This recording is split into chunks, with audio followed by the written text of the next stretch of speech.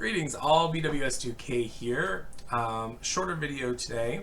We are going to accomplish two things. One is we're going to follow up on the character that we made randomly last time and kind of see where that landed, which was in a very interesting place. But you'll see that in a minute. And then the second thing is just very briefly, I want to talk about sort of converting characters from one data file into another data file or from one source into a different source. We're not going to get too deep into that, but I think it will be enough of a shove in the right direction that if you have to find yourself doing something like that, that you'll kind of grasp the theory behind it. Yeah, and that's it. That and those are the two things. Scott's joining us as always. He's kind of in a special position today because he has a special role to play, which you will see very soon. So without further ado, let's get to it. All right, so we're going to start with the second thing, which is kind of converting back and forth with data files. Every time you do it is a little bit different because of what you're trying to take from and what you're trying to get to. But there's some sort of generic things that I have in mind when I'm converting dice values or trying to translate powers.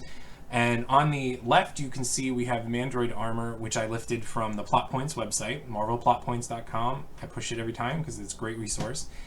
But I wanted to make a squad out of the Mandroid Armor sheet that they gave, which meant that I needed to give mob dice, the team affiliation dice. I needed to give several of those and turn it into a mob. So what I did was I looked at, I kept the distinctions. I kept all three distinctions. And I kept all three affiliations, which is fine. Sometimes you just have a mob that just has team affiliation dice, and then when it's done, it's done.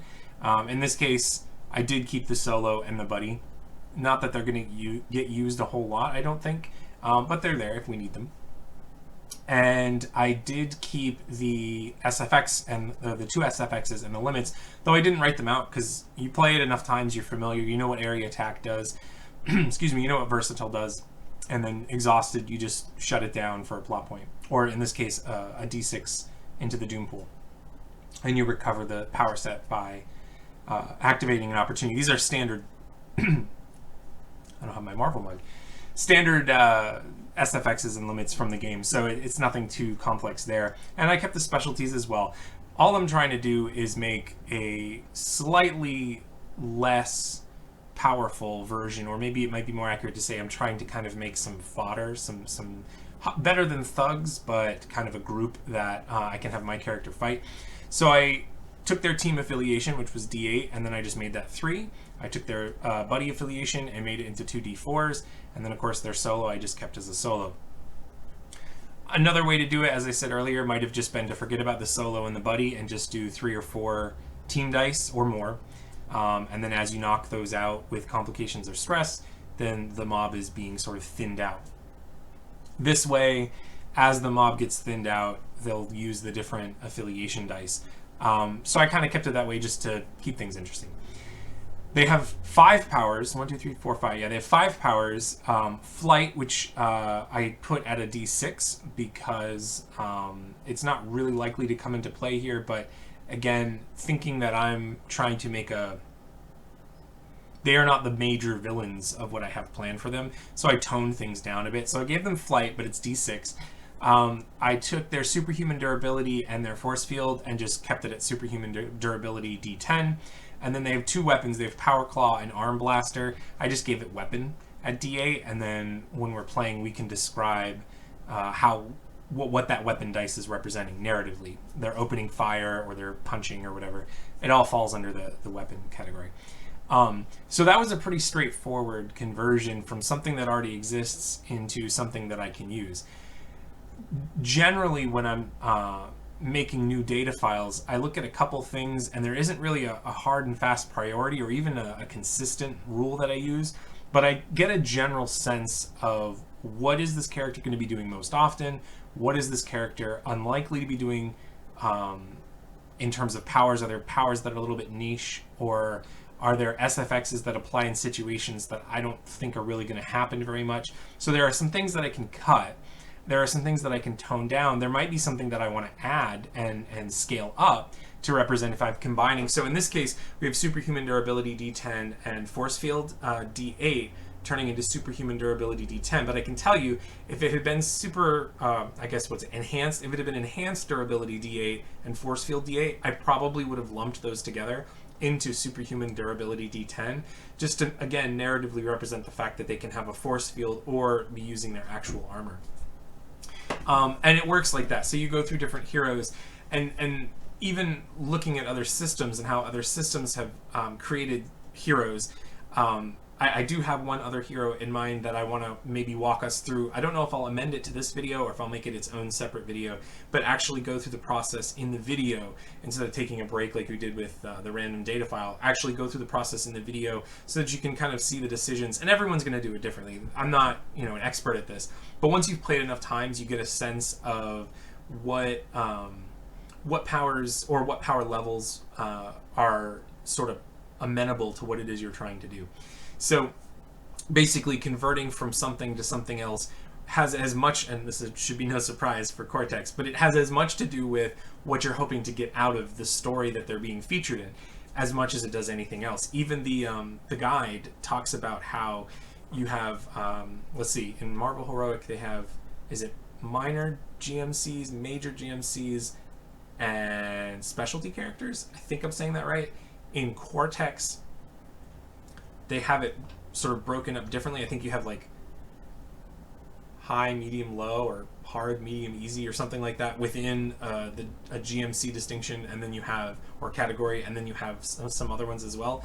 But the idea that they say in the book in this section, making Watcher characters, is if you're playing an X-Men game and you have Captain America show up, he's probably not going to get the full Captain America data file simply because he's sort of doing a cameo appearance. So you have to kind of winnow down and say, what role is he playing in the scene? You're probably going to tone down his dice just for the sake of the story. He's not a major player. He's just going to show up, throw his shield at somebody, and then leave. So you don't need a huge comprehensive data file to represent that. And a lot of that, like I said, comes with the more you play the game, the more you get used to the ebb and flow of what are the more likely sort of combinations to get to and things like that. Anyway, so we did this, and we'll fight them later. But that was the second thing. And then the first thing, the character that we made last time, I didn't fill in the history and abilities and resources and things. I have a rough idea of our character, but I'm just going to talk about it. I didn't bother typing it up. The sheet here is all of what we rolled. So if you are curious how we got here with this very odd set of power traits and things, then you can watch the last video, and I actually created the character live. And then we took a week, and I thought through it, and sort of figured how I would combine things if I needed to, drop things if I needed to. And so having said all the things that I just said about creating data files, what I ended up with was, oops, scroll over here, Lord Rexus. So you can see I kept his 3 distinctions. I didn't mess with those. They're just categories. So I gave him... So let's talk backstory. The loose backstory that we have at the moment is that he is from an Earth where dinosaurs did not die out. So dinosaurs and mankind are sort of living together as a society, and he is sort of the ruler of the planet.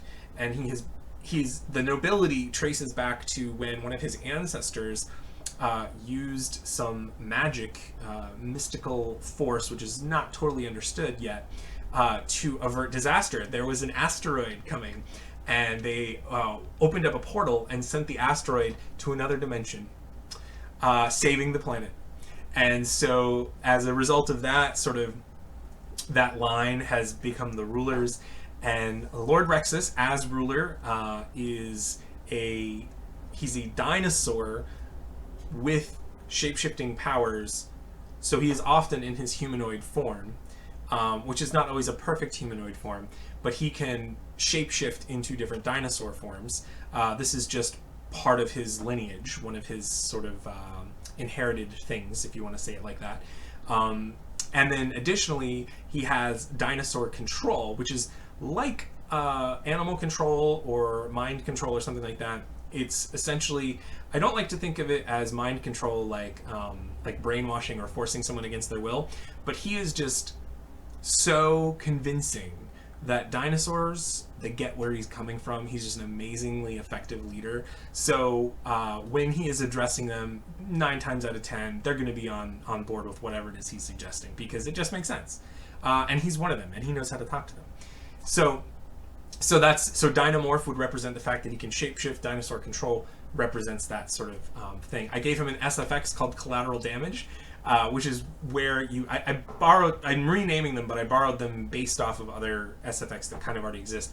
Add a die to the Doom Pool, add a die from the Doom Pool to any action, and then step it up and return it after resolving the action. Just representing the fact that if he's going to use that, he can borrow a Doom die and help his pool, but it's probably causing some kind of havoc in some other fashion, unintended. And then I gave him sort of a weakness to cold-based sources, because I figure the Ice Age was a thing, right?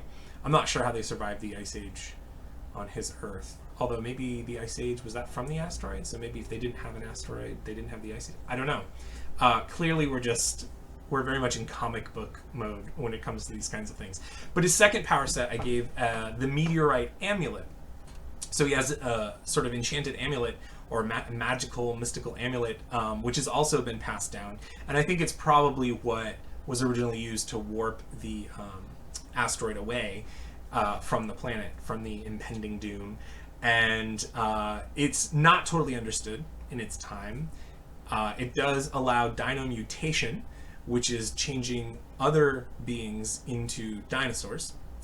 And there's a little bit of cosmic control. For some, again, unexplained reason, we have invisibility and we have light control. So there's, other sort of secondary powers there, but the real lifting is done by dino mutation, turning people into dinosaurs, which is very handy if you are on a planet full of humans and dinosaurs and you need to recruit a certain labor force. It's not necessarily a permanent thing. It wears off after a while, and you can transform them back into humans. The question is, does it work on dinosaurs into humans? Yeah, probably. Probably it works both ways like that. The SFXs that I gave, or the SFX in the limit, I did devolution, which is to add d6 and step up the effect die by 1 when you're inflicting a dino mutation complication on a target. So when you are making that roll to change someone into a dinosaur, or vice versa, then you kind of get a bonus for that. And then Fickle Trinket, which is just the gear limit, and you can shut it down, get a plot point, activate an opportunity, or I guess take an action against the Doom Pool to recover. So you would spend a turn narrating and assembling a pool to reactivate or get it back or whatever, and you'd roll that against the Doom Pool. You'd be opposed by the Doom Pool. Cosmic Master, Mystic Expert, Combat Expert kind of felt like right for him. And then for the milestones, I don't normally use milestones, but I do like writing them. We have Now Hiring. If you'll notice, up at the top, his buddy affiliation is the D10, so he's best working with a friend, a buddy, an assistant. So his XP triggers are whenever Lord Rexus asks someone about becoming a full-time assistant, complete with all the usual perks, which for him probably means free access to, like, I don't know, dinosaur-sized couches or something. whatever that means. He doesn't necessarily have a great idea for what assistants need, but he knows that they need perks. That's how you get them. His 3 XP, so that can be hit as many times as as it happens. His 3 XP trigger is the first time in a scene when Lord Rexus uses his buddy affiliation. So this is the first time in a scene where he actually uses that buddy affiliation. Obviously, it doesn't have to be with an assistant, but it kind of represents the fact that maybe somebody is teaming up for something. That's promising. And then his 10 XP is when someone finally agrees to form a partnership with him, or he gives up his search for a capable assistant. And that would be probably I don't know that he could restart the milestone at that point, but I guess, maybe narratively down the line he does. Then we have One Trick Eohippus, and I might be pronouncing it wrong. It is the prehistoric horse, the name of the prehistoric horse, because we all know the phrase one trick pony, right? And his triggers are the first time in a scene where Lord Rexus suggests using dino mutation as a solution to a given dilemma. He gets the 3 XP trigger the first time in a scene where Lord Rexus actually does use dino mutation as a solution to a given dilemma. And then the 10 XP trigger is when Lord Rexus saves the day by using Dino Mutation, convincing all of his value as a superhero. Because he's not really a superhero. It's not really his deal. He's a ruler, which is why if we scroll back up, you can see these three distinctions. Starting at the bottom, he has accidental hero. He's not really looking to save the day, except if it makes him look better. And then he has how did you all last this long, which is kind of like, how have you all made it? You're so inferior. You don't even have dinosaurs. How are you getting by? How are you accomplishing these things? This is so ridiculous. And then scaly, uncanny valley to represent the fact that, yeah, he can look like a human. He can pass as human, but maybe when he gets angry, like there's shades of green or like some scales come out, or if he's just not paying attention, he might forget about changing his tail. That might crop up in an awkward social circumstances. So the way I got here was I looked, I'll scroll back over here a little bit so we can see both. I kept the affiliation the same, and the distinctions were easy enough to work off of. When it came to the two power sets, I thought we have size changing and animal control both at D12, which is hard, not impossible, but hard to come up with a godlike size changing, because that's like down to the multiverse or like up some crazy amounts. And I just don't see where that's going to fit into the stories that I'm interested in telling with this character. The same with the stretching. The stretching was kind of like, I couldn't get there. I couldn't see how I could make stretching work in a way that validated or in a way that justified actually having stretching as a power. And I did at one point take size changing and break it down into growth and shape-shifting.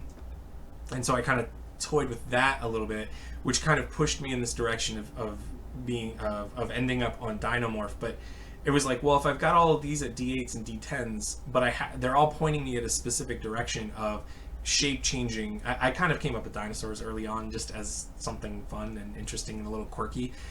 We keep it light here, you know. And so I kind of took those and rolled them together into Dinomorph and Dinosaur control.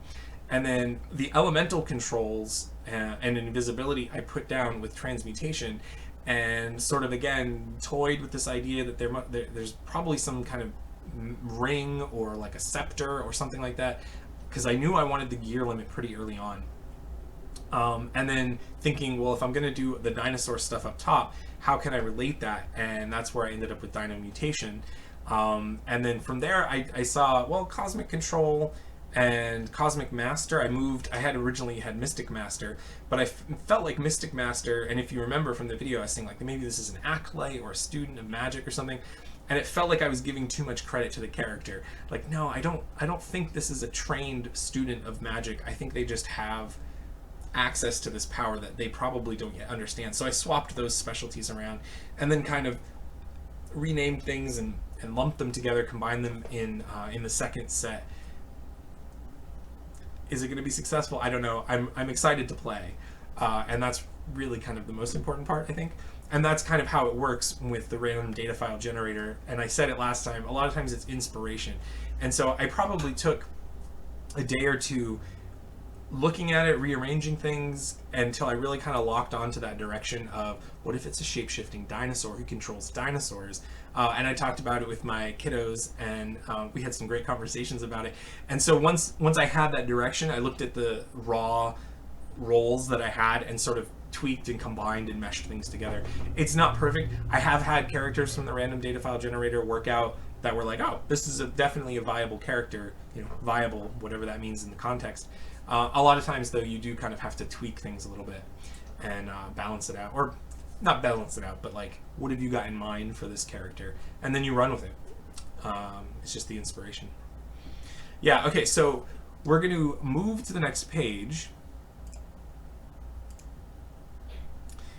And I will zoom out to get a bird's eye view. And we're going to go through a little scene. I don't know if we'll finish the scene, but we're going to go through a little scene. So we will... Let's pause here. Let's pause, take a transmission, take a break. All right, we're back. I've moved Scott a little closer so he can see the monitor. I've got my Marvel mug. The word that I believe I was looking for, by the way, was intermission. I believe I said we're going to take a transmission. We aren't taking any transmissions today, maybe some other time, but we were taking an intermission. Okay, so you can see the sheets here. There's Lord Rex's sheet, and I have a little thing on the side here. It says just a tip to remind myself, and I'm going to talk about it in a moment. As always, I've got the sidebar for going through the steps. So if you're unfamiliar with Marvel Heroic or even Cortex, all the steps for how we assemble things, I always like to keep it on the page for all the players to see. We've got some scene distinctions.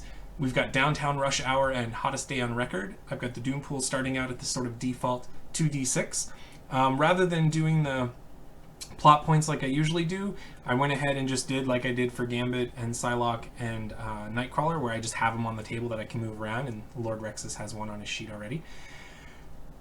Scott will be playing the role of the other person, so I'm not going to be playing against myself. I'll be playing against Scott. It will be much easier to narrate that way. So he got his own token. Normally I just do solid colors, but you know, he's from the 90s and he wanted a snazzy colored border, so we let him. And we see Dr. Octopus over here, and I can zoom in to show that. This is directly from the Plot Points website. You can see he's got solo at a D8, D6 buddy, D10 team. He's got his 3 distinctions: brilliant mastermind, reclusive scientist, arrogant genius.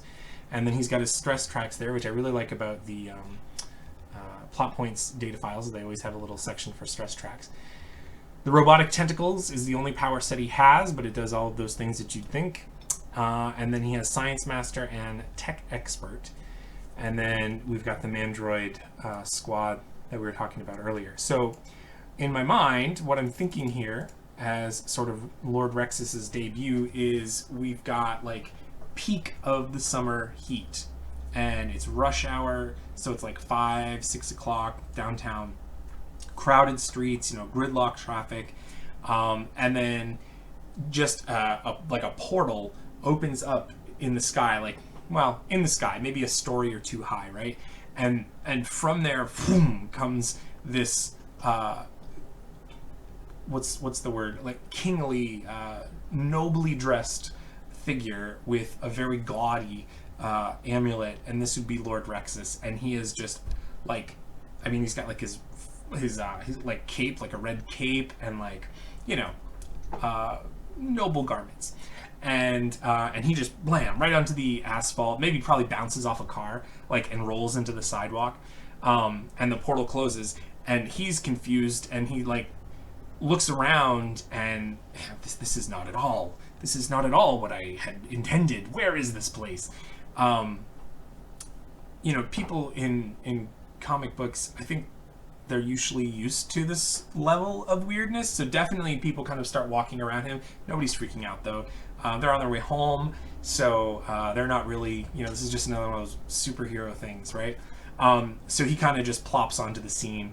Everybody's hot. They want to get home. Around the corner comes Dr. Octopus with his tentacles, maybe probably on the side of the building, right? Like crawling on the side of the building, and sort of following him as he's kind of directing them is this troop of sort of robotic armored looking Iron Man knockoffs. This is the Mandroid armor squad, and I think we're going to go classic here. I think they're just carrying sacks of money. They've just robbed. I think Dr. Octopus, maybe 2 of his tentacles are also holding some money. If you've seen the Spider-Man, is it Spider-Man 2? Spider-Man 2, is that the one with Dr. Octopus? And he breaks in and gets the money, like something kind of like that. They round the corner.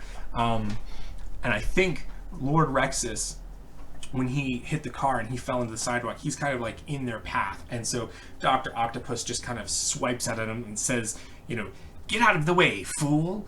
And that's not how you treat Lord Rexus. It's not how you treat Lord Rexus at all. So for no reason other than the fact that he doesn't know where he is, he's a little confused, and this guy is telling him off. That's not going to settle well with him.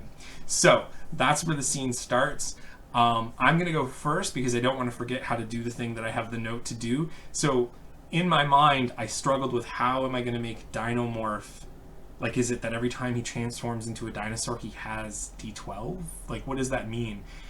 So I think the way I'm going to cover it is I'm going to have him transform, into a dinosaur. I'm going to have him transform into a T-Rex right now, and I'm going to give him an asset, and that asset is going to represent something of that form.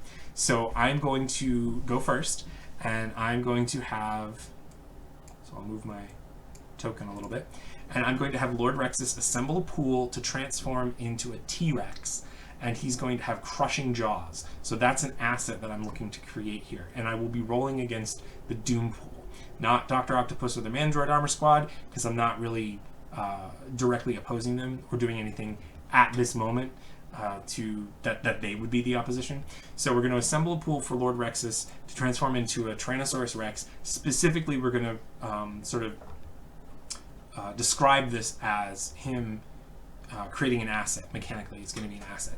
So he is all alone, so he gets his solo D8. Scaly Uncanny Valley, how did you all last this long? I think we're going to use Accidental Hero, and we're going to use Accidental Hero at a D4 and take another plot point, because at this point, I'm not sure that transforming into a T-Rex is really a heroic thing to do. It's just something he's doing in anger. There's no heroism component at this. This is just a how dare you moment at this beat in the story. He's reacting to Doc Ock. So then we're going to throw in Dinomorph at 1d12. And Dino Mutation, Cosmic Control. So I kind of hinted at this earlier. I feel like there is a cosmic element to him being able to transform and stuff that's just totally not explained. So when he's transforming, I think Cosmic Control goes into that. Without the amulet, he can still transform into dinosaurs. I don't think it's unrealistic, but I think there's a connection there that the Cosmic Control kind of helps him do that. So I'm going to throw that D8 in there. If I had been, I stuck with one SFX and one limit per each set. I had some ideas for adding a couple extras, but there's only so much room on the sheet. But it does feel like if maybe I would make it more difficult for him to transform if he didn't have the amulet. That could be kind of cool. Kind of like Thor with his hammer. Okay, so that was 1d8 for Cosmic Control. And then Cosmic Master, I don't think that the specialty comes into play here. But Combat Expert, we can do 1d8 for that. And then now let's look. We have Collateral Damage. We can add a die from the Doom pool, any action, and then step it up and return it. And I am going to do that because he is not paying attention to what is going on around him. So we will right away, I mean, it's not going to be technically right away, but we'll add another Doom pool into, or another Doom die into the Doom pool. And that's going to help you out, Scott.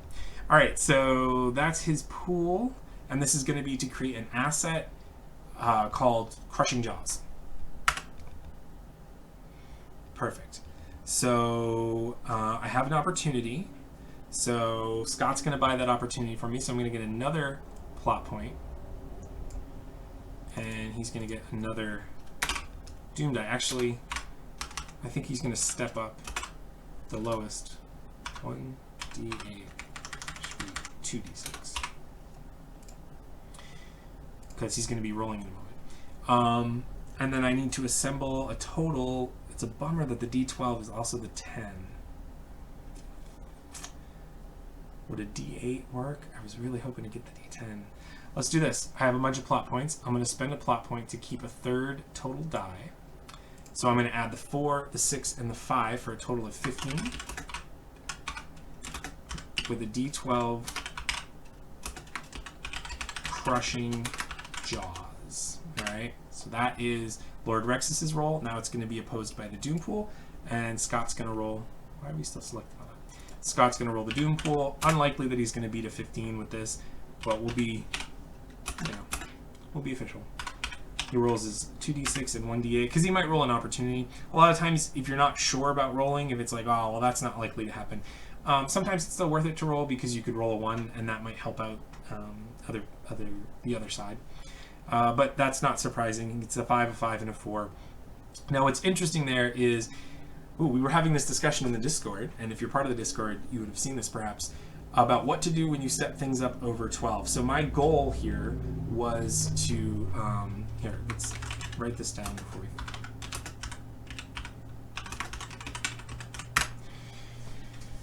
My goal here was to create an asset called Crushing Jaws, rated at a D12. It was opposed by the Doom Pool. The Doom Pool rolled a 10. So I technically had an extraordinary success. And there are a number of different things you can do with this.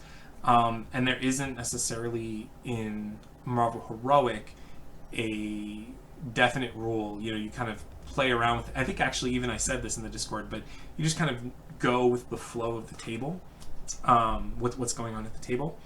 Cortex is a little more specific, but still even there is not always particularly helpful. So I don't want to talk over people. It's very possible that some of what I just said was wrong. I'm going from memory, and it was a couple days ago. But the way we're going to play it out here, because I can't step the D12 up above D12, I will give an additional D6 asset, and we'll call it, I'm kind of borrowing from the Tyrannosaurus Rex in the breakout scene.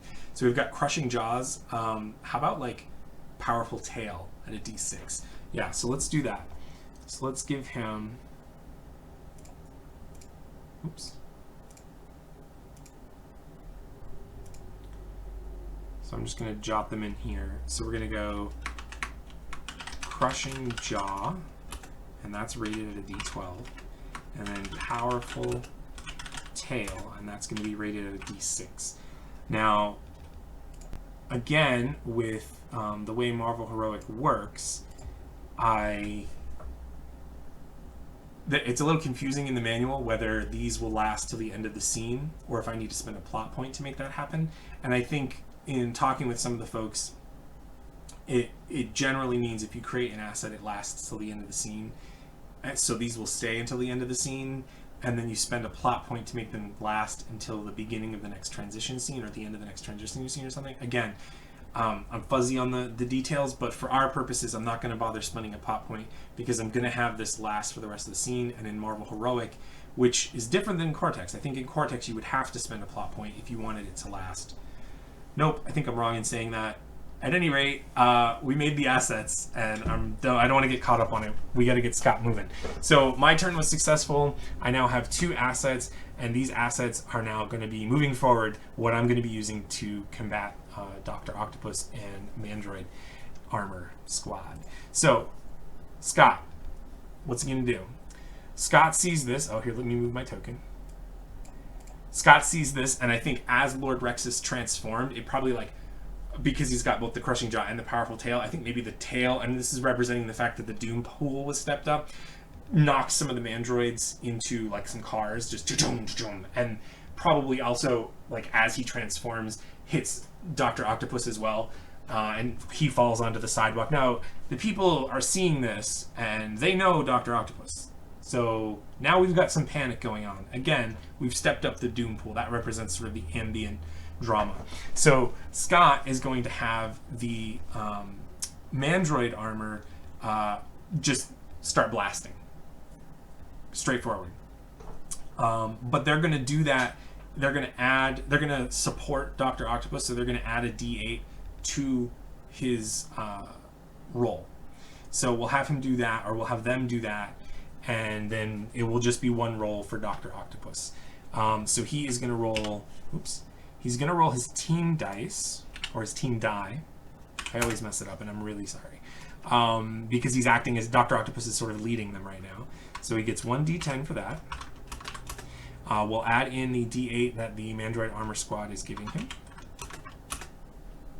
And this is him essentially directing them, like, get rid of that. And stretching, superhuman strength, wall crawling. I think wall crawling because I think he's going to try to get back up onto the wall so that he can be sort of seen. He has area attack, which doesn't affect anything. Spend d6 doom die to step up superhuman strength to d10. No, we're not going to worry about that right now, although eventually he's going to get into grips, I think, with fighting. And then same thing with grappling, which could be cool. How well is an octopus going to be at grappling a T-Rex? Science master, tech expert. I'm going to throw in tech expert because I feel like he is aware of the Mandroid armor capabilities. I'm sorry. Scott's going to throw in the tech expert die because Dr. Octopus is aware of the Mandroid's armor and their capabilities, and so he's going to have him use that as well. And I would allow that as Well, I guess you're the watcher, aren't you, Scott? Scott would allow himself to do that. Boop, boop, boop. We're not going to add anything extra from the Doom. He's not going to add anything extra from the Doom pool. And this is to deal physical stress on Lord Rexus. So we've got some options. 2, a 5, and a 5. The D8's probably best. First of all, you have rolled an opportunity. So do I want to activate that? I've got 2 plot points. I'll stay. I won't do anything with that. But for the total, probably 10 with the D8. And this is to do physical stress. So then Lord Rexus is now going to roll his reaction roll. Again, solo. We'll go with... I think I'm going to go with How Did You All Last This Long? Because it's lasers. And he's not used to being shot at with lasers. So we'll take that, and I think I'm going to leave it as a D8 to represent the fact that he's just hoping to just kind of like shrug them off. Like, these aren't even calibrated.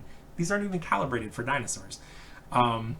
So we'll go with D8 there, and then, so Dynamorph and Dinosaur Control right now aren't really in play. Crushing Jaw and Powerful Tail kind of are, and I tend to feel like he's going to sort of take it on the like he doesn't have a thick hide per se, but like he's turning and these lasers are like choo choo choo right up his side. So I don't know that Crushing Jaw or Powerful Tail actually help us much in this, which is fine. So because we're not using that power set, we can't access that SFX, that collateral damage, which again is fine. But I am going to throw Cosmic Control again in there, again to represent the fact that he is not just an ordinary dinosaur. There is a little bit of magic-y stuff going on that I think would probably help a little bit here. So I'm going to throw in Cosmic Control. Now this is combat, so he's going to get his combat expert die as well. So that's 4 d8s. To beat a 10, that's not too bad. So we got an 8 and a 5. We did get a 1. Scott's going to buy that. So I'm going to take a plot point. And then Scott's going to step up one of his d6s. So the Doom pool gets a little bit bigger. And I have an 8 and a 5 and a 4. So I'm going to take the 8 and the 5 for a total of 13 with the d8. So I think we'll just leave it there. Well, do I want to counterattack? I could counterattack. Let's do that. I'm going to spend a plot point. So my reaction succeeded. So Dr. Octopus's action of having the Mandroid armor open fire failed. But now I'm going to spend a plot point, and I'm going to inflict my effect die of D8 onto Dr. Octopus as some, I think, mental stress. No, let's go emotional stress. It's a dinosaur. You should be afraid. Even you should be afraid. So we're going to go D8 emotional stress, and I usually just do an X like that. As you probably know at this point if you've watched my videos. Okay, so that was Scott's turn, and who you gonna have go? Yeah, okay. Scott's gonna choose himself to go next again. So everybody comes back over here, and then the last person picks the first person. So Scott's gonna pick himself again. So what do you think? Yeah, I think we'll have the armor squad do act normally and not do the support die issue, and I think Dr. Octopus is going to also attack. So we're going to have both of them acting. The Mandroid Armor Squad is again going to try to use their lasers, and actually, yeah, we're going to have the Mandroid Armor Squad is going to open fire again, continue opening fire, continue firing, and I think Dr. Octopus, this is a good idea. He's going to pick up cars, right? He's going to start to throw a car at Lord Rexus. But the way we're going to represent that is, I think the book calls it grandstanding. Dr. Octopus's action is going to be to add his effect die into the Doom pool. So there is no opposition particularly here, because unless Lord Rexus wants to try to stop him from doing that, which is unlikely. This feels like a very Doc Ock thing to do, and I don't know that Lord Rexus would stop him immediately. he'll roll, Dr. Octopus will roll, and then we'll add it to the Doom pool. So let's have the Mandroid Armor go first. Mandroid Armor is going to open fire, so that's going to be their team dice, so that's 3d8 for that. And their weapon is a d8. And they are Hulkbuster. We'll use Hulkbuster d8 as well, because, I mean, they're used to taking on the Hulk, and this is kind of like that. Area attack doesn't matter. Versatile doesn't really, that doesn't really matter. That's being able to break things down, which we don't really need to do. And then Crime Expert, Menace Expert, Tech Expert. You know, I threw Tech Expert in there before for Doc Ock. I'll throw it in there again for them. Because if they're using their technology, they're usually pretty aware of what it is. So let's see what you do. Okay, so I see an 11.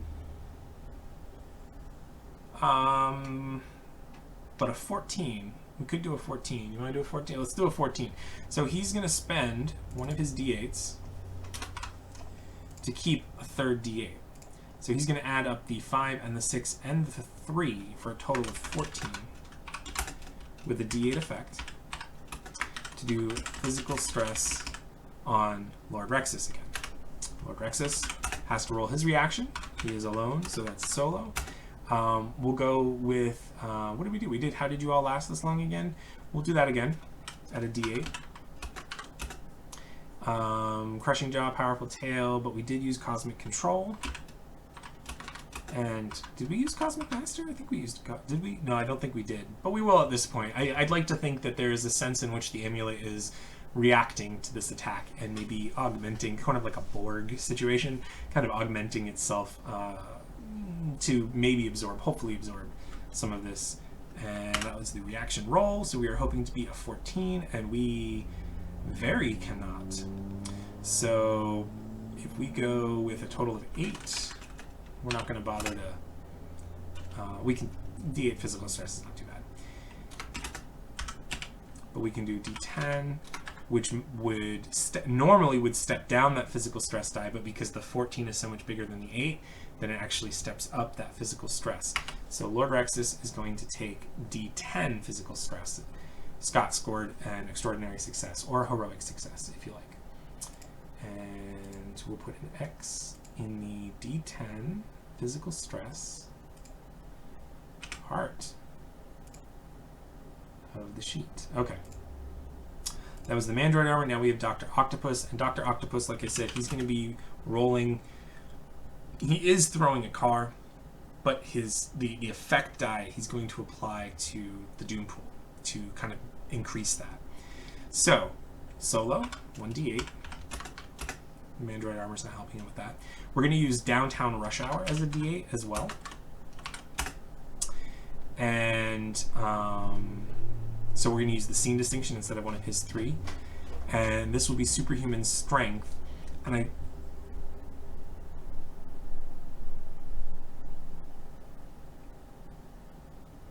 I think we'll go ahead. You want to take advantage? Yeah, we're going to take advantage of Energy Surge, which is to add a d6, or excuse me, spend a d6 from the Doom pool. This is a risky move. We're going to add a d6, or spend a d6 out of the Doom pool, but it's going to step Superhuman Strength up to a d10. And if, hopefully that will be the effect die that Scott can add into the Doom pool. And then it's going to become 2d6 afterwards. So let's actually go ahead and make that note real quick.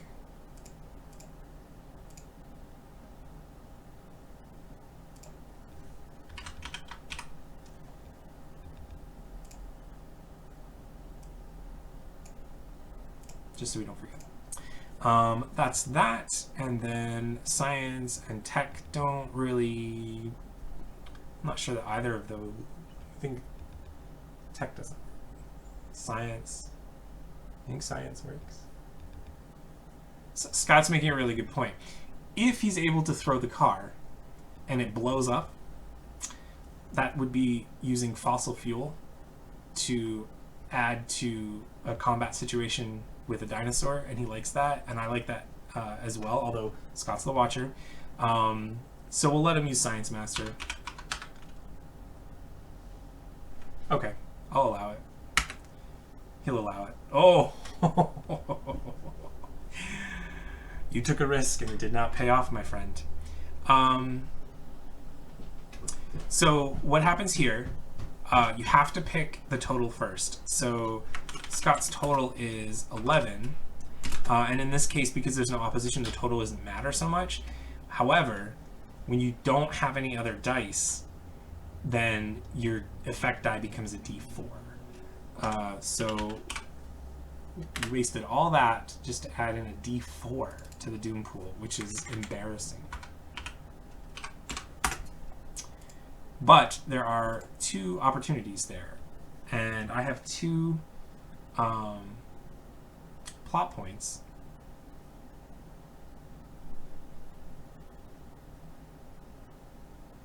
But I'm gonna stay. I still feel like I need to save them, because now we got to start dealing some stress. So that was Scott. Now it comes to me, and Lord Rexus. Now Lord Rexus, this is a threat. So Lord Rexus is going to attack Dr. Octopus, and he is basically going to try to pick him up in his jaws. He's like, right?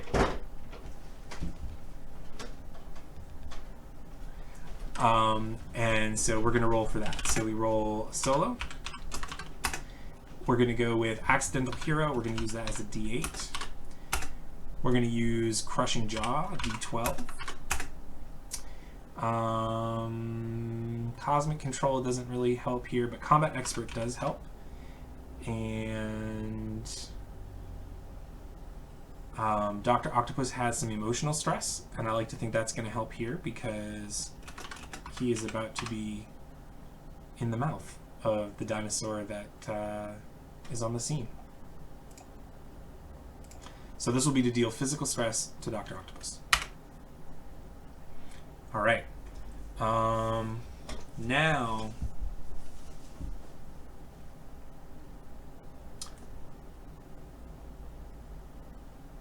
I really want this to succeed.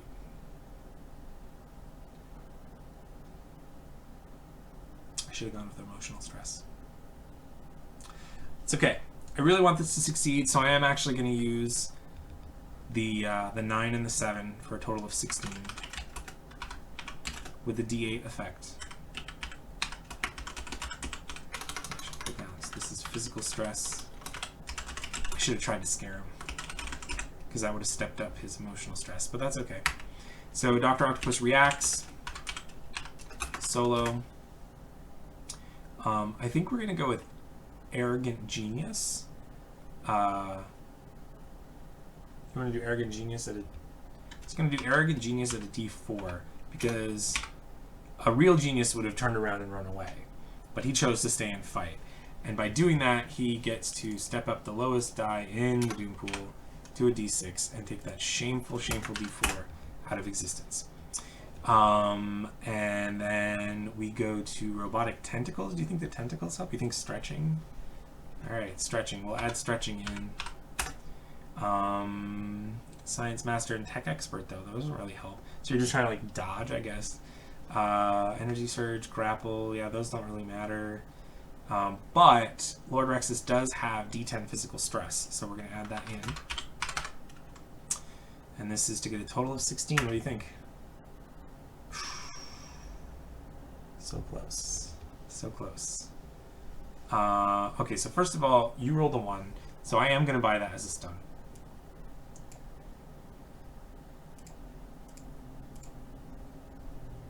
And we're going to call it...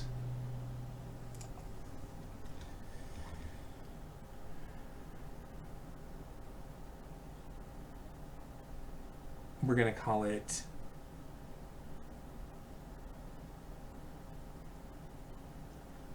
T-Rex, but it's going to be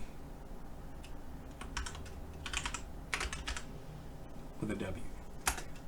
And that's a stunt die, so it's going to be a D10. The rules on stunt die are a little bit fuzzy too. Basically, you can normally do a stunt on your turn or a push on your turn, but if you do them from activating an opportunity, you step them up. So a stunt die would normally be a D8, but I'm spending a plot point to do it off and activating an opportunity, so it steps up to a D10. And that's just going to represent the fact that he is exactly what he is, Tyrannosaurus Rex, and we're going to add that in next time we need it. So you rolled a 1, and I bought that. You can make a 16, but you cannot beat it. And I don't think you want to spend all your Doom Pool. So I think he is going to just go with a total of 16 with a D4 effect. And Dr. Octopus now takes D8 physical stress. Actually, can we copy paste? Copy paste. So we've got D8 physical stress and D8 emotional stress. Come on. All right, that was my turn. I get to pick who goes next. I'm picking me, because we're going to use the T-Rex stunt that we just made. So we are now going to attack Dr. Octopus again, and we are really gonna. So to narrate what just happened is Dr. Octopus thought that he was out of the way, and Lord Rexus's jaws just right on his tentacles, flung him around like this, right? Well, T-Rex, the stunt is going to be to fling him into the building, into the side of the building. So this is going to be great. So we will go with D8 solo plus the D10 for T-Rex. And I'll delete that. Oops. 1D10 plus. Probably gonna go with Accidental Hero again. Oops. At a D8. Crushing Jaw, D12, that's what we're using here. Even though we've chomped, now we're trying to fling him into the building. That's still the jaw, like he's still flinging him out of his mouth. Meteorite Amulet doesn't help us a whole lot. The Combat Expert, which is a D8. And this is to do physical stress to Dr. Octopus. Alright. A couple options there, huh? We could put it to a D10. We could put it to a D12. Let's do that. Let's spend our last plot point, which I don't like to do usually. Oh, we didn't add any of his stress in. Let's add in a D8, just see if that makes a difference. You cool with that? Yeah, okay. It's a 6. It does make a difference. So then I'm going to spend the plot point, and I'm going to add the 8 and the 6, and then the 4 that was on the D8. So that's 8, 6, and 4. That's 18 with the D12 effect for physical stress onto Dr. Octopus. All right, this could be it. Dr. Octopus rolling to react to this is solo, 1d8, plus, I think at this point you can probably use Arrogant Genius again as a d4 and try to help out your Doom Pool a little bit, probably. So, just step up the lowest die. So I get 2d8, that's not worse. Not the worst thing ever. We've got a d4 for that. Now, I do have d10 stress on Lord Rexus, so we'll make sure we add that in there. Do stretching again. I mean, maybe he's able to recover from this, but Tech Expert does not help. Science Master does not help. So that is what you got. 7 and 6 is 13, plus 2 is 15. Right. So Scott is saying Dr. Octopus is done here. So Scott's going to choose for his total the 6 and the 7 for a total of 13 with a D10 effect, which makes my total of 18 a difference of 5, which steps up my D12 physical stress effect die, which is going to tip it over, stressing Dr. Octopus completely out of the scene, and I will narrate it such that Lord Rexus just whips him back and forth like this by his tentacles and just flings him, and he just goes right into the building, like through the wall and into the building. Oh, I should have used the Collateral Damage, right? And up to the Doom Pool. I should have helped you out with that. I'll remember to do it next time. So Dr. Octopus is out of commission. So now Scott's got the Mandroid armor. All right, Scott. I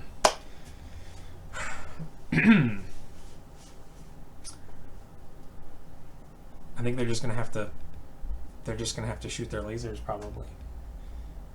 So 3d8s for the team. Weapon d8. And we can go Tech Expert. We did that last time. I think Tech Expert, I think it's a good, you can use that. There's nothing else really going on. And this is just to do physical stress. I don't have any plot points, so I can't take advantage of that opportunity. And you have 7, 5, 6, and 6. So you could do a 6 and a 7 and a 5 for a total of 18 by spending one of your Doom die, which I'm going to assume is what you want to do, to keep a third effect die. So a total of 18 with a d8 effect, which will only step up Lord Rexus's up to d12, but that's still considerable. Oh, you didn't add in the... All right, hang on. He didn't add in the d10. Lord Rexus's physical stress. This might help him. Oh, it's a 4, so it doesn't really matter. So what did we have? A total of 18 with a d... Well, we can use the d10 effect, right? For physical stress. So Lord Rexus gets to roll. He is solo. And I think we'll use How Did You Last This Long as a d4. Because surprisingly, the lasers, even though it's not a technology that he's super familiar with, I think maybe that's starting to bother him. Crushing Jaw and Powerful Tail don't really help much here. Or maybe he's trying to shield himself with his tail. Let's give him the d6 for that. And then let's borrow the d8 and then turn it back into step it up and return it to the pool as a d10, just to help Scott out more than anything. And Cosmic Control we allowed, kind of with the lasers. Cosmic Master not so much, but Combat Expert. And yeah, so total 18. We can meet an 18. We can beat an 18 if we spend our plot point.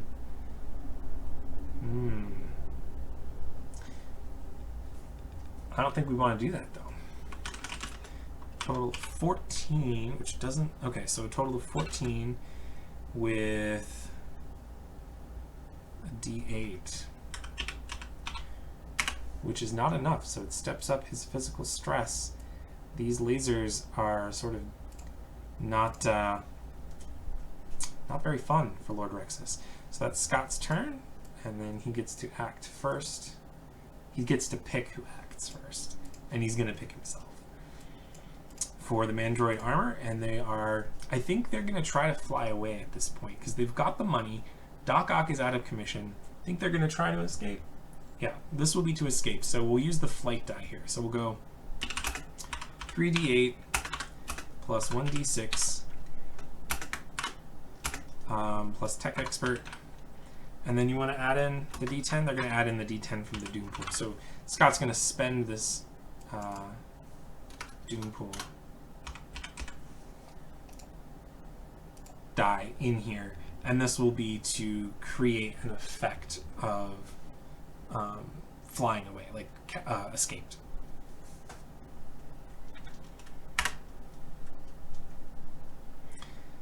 Not a very good effect. So you've got what, a total of 11 with a d8.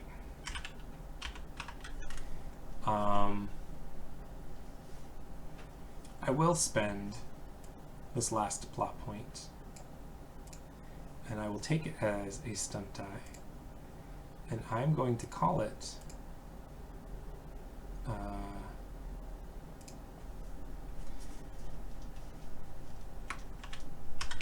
leg day d10,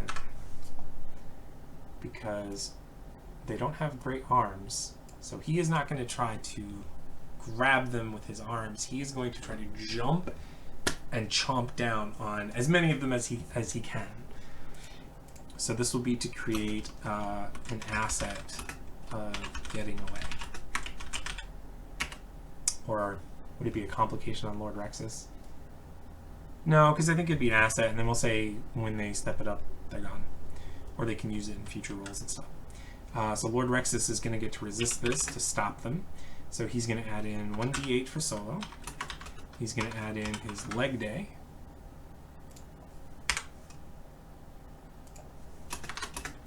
He's going to add in accidental hero. How to do all last this long? Scaly Uncanny Valley. I think we're going to add in downtown rush hour at a d4 to represent the fact that they're flying, but he's not. It's still a jump, and this could be a rough situation. I can't borrow a Doom Pool die because there are none, but I do get a plot point for taking that as a d4. And Crushing Jaw. So now I do have a plot point, so I can counterattack with it. Dining Mutation, Cosmic Control, those things don't really help here, but Combat Expert does. Oops. And this is to kind of jump up and chomp them. Ah, it's perfect.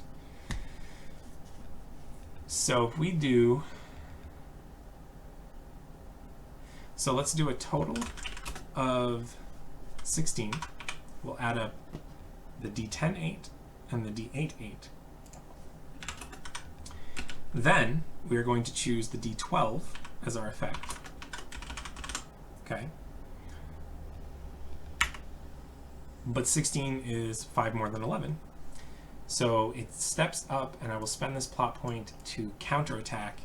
And we're going to narrate that as they're trying to fly away, but Lord Rexus jumps up and with his jaw just clamps down on a couple of their legs and flings them into the other ones, and they all end up in the same building that Doc Ock was just thrown into, in the same hole, right? So now there's this T-Rex and rush hours happening, and people are definitely fleeing and maybe using their phones to get pictures and stuff. And so Lord Rexus kind of looks around, and I like to think that, I mean, we always think dinosaurs are green, and that's fine, but I like to think that when he transforms, the amulet that he wears somehow becomes part of that dinosaur as well. And there is a character, Reptile, who I did not know before I started coming up with this character. And so I'm not trying to steal any ideas from him at all, but I do like the idea. He also has an amulet of some kind, and I do like the idea of Lord Rexus, whatever form he takes, that the diamond is either on the head or on the chest. So I like to think that in this case it's this big diamond shape right here, and he just right, and everyone who is this dinosaur shape-shifting guy that just took out Dr. Octopus and the Mandroid Armor Squad. I think that is a great way to end it, end this scene, the debut scene for Lord Rexus. And he's hurt, so I mean, he's definitely got gashes or laser burns, some claw marks and things like that. But I think this is definitely going to be headline news of the Daily Bugle, and he has now made his entrance into the comic book Marvel world. Good times. All right, well, that was interesting, exciting, definitely went in some directions that I was expecting and wasn't expecting. I do like the idea of forming the asset with the Dinomorph. That did work out really cool. Of course, you could do it as anything. You could do it as wings if you were turning into a pterodactyl or something like that, like a Stegosaurus tail or Triceratops horn for charging and things like that. So that went pretty well. Scott did pretty well. We both had some decent rolls, though I think I ended up with the better share of them. But that's how it's supposed to be. You're supposed to be excited for your players. A good watcher does that. So we took out the Dr. Octopus, the Mandroids. We have made our entrance onto the scene. Lord Rexus has made his entrance onto the scene. And yeah, that was good times. So next video, and I'm not sure if it will be for next weekend, but the next video I want to do touches base again with the converting characters. I do want to have a little bit more of an in-depth video, because I know that somebody had asked me way back on one of my original videos from a few years ago, how do you do that? And I know I mentioned at the beginning of this video a little bit, but I do want to walk through and actually create a canon character. So I need to kind of do a little investigation, because it's there's a character I have in mind that I want to do, and I don't know them super well, but I also don't know if there's already a data file for them, and I don't want to. We'll see what happens, but that's my goal for the next video. I know these videos end up so long, but I love playing. I love we have a good time. So if they're too long for you, then I apologize. If you like them and you want more, please let me know in the comments, and we can try to get more of this out there. Weekly content's a good schedule for me. If there's something that I haven't covered, then let me know, and if I've made mistakes somewhere and I find them, I will put them in the comments, in the description. I'll put corrections, but if you don't see that, then I didn't find anything, so maybe you did and you want to point that out. Yeah, that's about it. Again, marvelplotpoints.com, great resource. cortexrpg.com, they have their Discord link there as well, and their Facebook and their Twitter. Great resources. The community is amazing. The Discord has I think 2,200 people, about 2,200 people last time I checked, almost, and it's very active. And you can come and share your data files. You can ask for questions about Cortex content. I mean, Marvel Heroic is Cortex, and they kind of tolerate me when I bring up Marvel Heroic stuff. And we play Marvel Heroic there on Friday nights, by the way, last 4 Fridays in a row, 9 p.m. EST. So if that's something that you're interested in doing, is showing up and playing a game at some time, there's a whole channel for that on the Discord server. So definitely worth checking out, looking into, even if you're not a Marvel person, but you're just kind of Cortex in general. And yeah, let me think. Marvel Plot Points, Cortex RPG. I feel like there's a third one that I'm missing, but I don't remember what it is, so it doesn't really matter. So I guess that'll be it. From Scott and I, we'll see you next time. Excelsior.